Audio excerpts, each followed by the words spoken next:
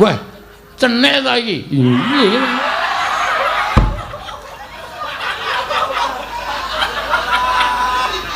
Ora ngerti lek mlebu dadi abdiku kok dadi kowe metekut nang kono. Inggih, Mremban. Kula dados abdi panjenengan. Heeh. Sesuk nyanyi ora? Sampun mboten. Nyenjen-nyenjen niku ki mboten.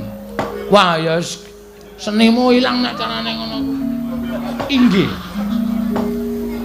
Piye kabare sampe to? Pangestunipun sae. Bantalku isih tok simpen ora?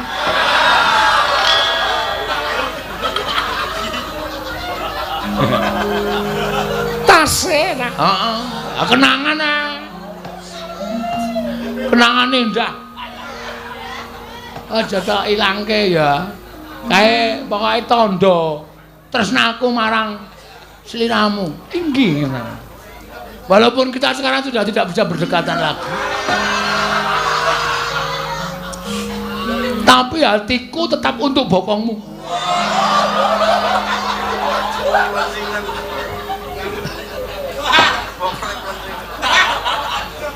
Inggih.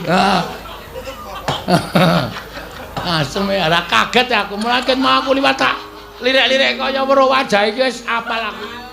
Kaya rupane ki gulumu dawa banget ndasmu cilik.